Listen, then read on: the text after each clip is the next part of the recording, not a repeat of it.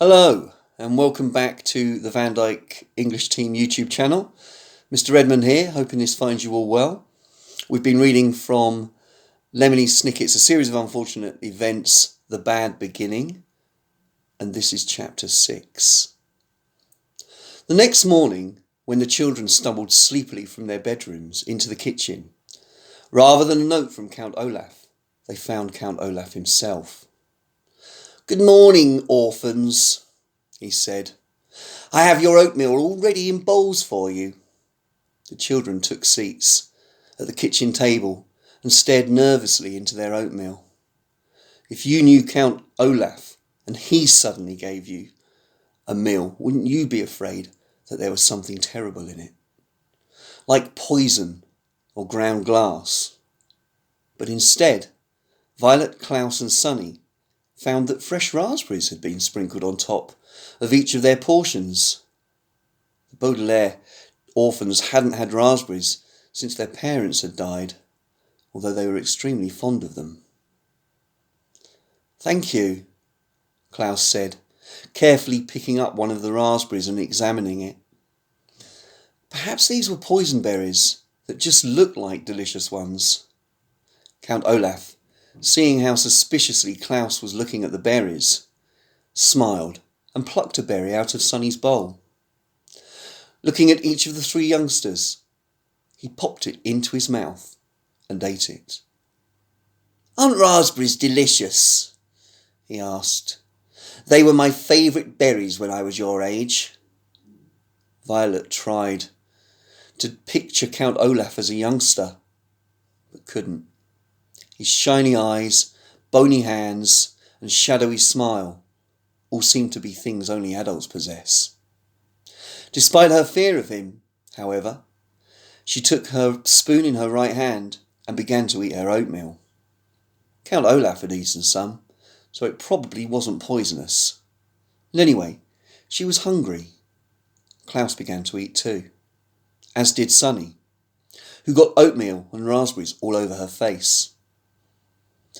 "I received a phone call yesterday," Count Olaf said, "from Mr. Poe. He told me you children had been to see him." The children exchanged glances. They had hoped their visit would be taken in confidence, a phrase which here means kept a secret between Mr. Poe and themselves and not blabbed to Count Olaf. "Mr. Poe told me," Count Olaf said, "that you appear to be having some difficulty adjusting to the life I have so graciously provided for you. I'm sorry to hear that."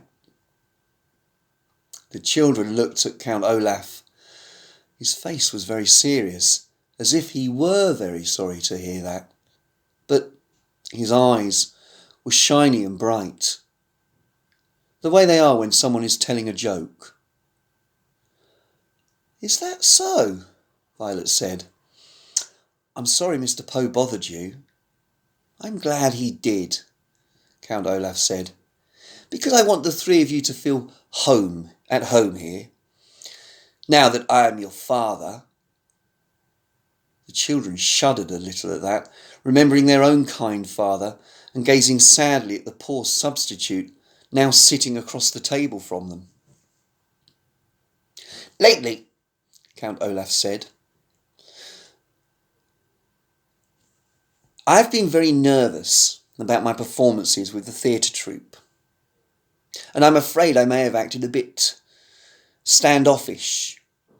The word standoffish is a wonderful one, but it does not describe Count Olaf's behaviour towards the children. It means reluctant to associate with others. It might describe somebody who, during a party, would stand in a corner and not talk to anyone. It would not describe somebody who provides one bed for 3 people to sleep in, forces them to do horrible chores, and strikes them across the face. There are many words for people like that, but standoffish is not one of them. Klaus knew the word standoffish and almost laughed out loud at Olaf's incorrect use of it. but his face still had a bruise on it, so Klaus remained silent. Therefore, to make you feel a little more at home here, I would like to have you participate in my next play. Perhaps if you took part in the work I do, you would be less likely to be running off complaining to Mr. Poe. In what way would we participate? Violet asked. She was thinking of all the chores they already did for Count Olaf and was not in the mood to do any more.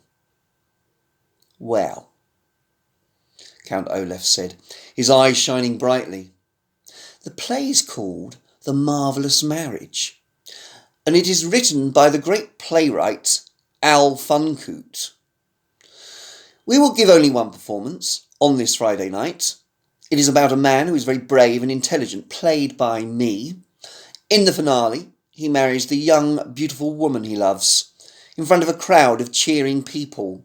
You, Klaus, and you, Sonny, will play some of the cheering people in the crowd. But we're shorter than most adults, Klaus said. Won't that look strange to the audience? You will be playing two midgets who attend the wedding, Olaf said patiently. And what will I do? Violet asked. I'm very handy with tools, so perhaps I could help you build the set. Build the set? Heavens no, Count Olaf said. A pretty girl like you shouldn't be working backstage. But I'd like to, Violet said. Count Olaf raised one eyebrow slightly, and the Baudelaire orphans recognised this sign of his anger. But then the eyebrow went down again as he forced himself to remain calm. But I have such an important role for you on stage, he said. You are going to play the young woman I marry. Violet felt her oatmeal and raspberries shift around in her stomach, as if she had just caught the flu. It was bad enough having Count Olaf acting in loco parentis and announcing himself as their father, but to consider this man as her husband, even for the purposes of a play, was even more dreadful. It's a very important role, he continued, his mouth curling up into an unconvincing smile. Although you have no lines other than I do, which you will say when Justice Strauss asks if you will have me. Justice Strauss, Violet said. What does she have to do with it? She has agreed to play the part of the judge, Count Olaf said. Behind him, one of the painted eyes on the kitchen walls watched closely over the Baudelaire children. I asked Justice Strauss to participate because I wanted to be neighbourly, as well as fatherly. Count Olaf, Violet said, and then stopped herself. She wanted to argue her way out of playing his bride, but she didn't want to make him angry. Father, she said, I'm sure I'm not talented enough to perform professionally. I would hate to disgrace your good name and the name of Al Funcoot. Plus, I'll be very busy in the next few weeks working on my inventions and learning how to prepare roast beef, she added quickly, remembering how he had behaved about dinner. Count Olaf reached out one of his spidery hands and stroked Violet on the chin, looking deep into her eyes. You will participate in this theatrical performance. I would prefer it if you would participate voluntarily. But as I believe Mr. Poe explained to you, I can order you to participate, and you must obey. Olaf's sharp and dirty fingernails gently scratched on Violet's chin, and she shivered. The room was very, very quiet. As Olaf finally let go and stood up and left without a word. The Baudelaire children listened to his heavy footsteps go up the stairs to the tower They were forbidden to enter. "Well," Klaus said hesitantly, "I guess it wouldn't hurt to be in the play. It seems to be very important to him. And we want to keep on his good side." "But he must be up to something," Violet said. "You don't think those berries were poisoned, do you?" Klaus asked worriedly. "No," Violet said. "Olaf is after the fortune we will inherit. Killing us will do him no good." "But what good does it do him to have us be in his stupid play?" "I don't know," Violet admitted miserably. She stood up and started washing out the oatmeal bowls. "I wish I knew something more about inheritance law," Klaus said. "I'll bet Count Olaf has cooked up some plan to get our money, but I don't know what it could be." "I guess we could ask Mr. Poe about it," Violet said doubtfully, as Klaus stood beside her and dried the dishes. "He knows all those Latin legal phrases." "But Mr. Poe would probably call Count Olaf again, and then he'd know we were on to him," Klaus pointed out. "Maybe we should try to talk to Justice Strauss. She's a judge, so she must know all about the law." "But she's also Olaf's neighbour," Violet replied. "And she might tell him that we had asked." Klaus took off his glasses, which he often did when he was thinking hard. "How could we find out about the law without Olaf's knowledge?" "Book!" Sunny shouted suddenly. She probably meant something like, "Would somebody please wipe my face?" But it made Klaus and Violet look at each other. Book. They were both thinking the same thing. Surely Justice Strauss would have a book on inheritance law.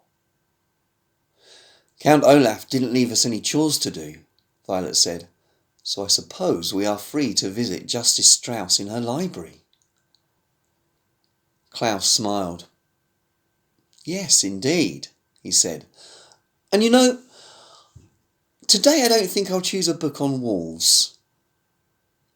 "Nor I," Violet said, "on mechanical engineering. I think I'd like to read about inheritance law." "Well, let's go," Klaus said. "Justice Strauss said we could come over soon, and we don't want to be standoffish." At the mention of the word that Count Olaf had so ridiculously used, the Baudelaire orphans all laughed, even Sunny, who of course did not have a very big vocabulary. Swiftly they put away the clean oatmeal bowls in the kitchen cupboards and watched them with painted eyes. Then the three children ran next door. Friday, the day of the performance, was only a few days off, and the children wanted to figure out Count Olaf's plan as quickly as possible.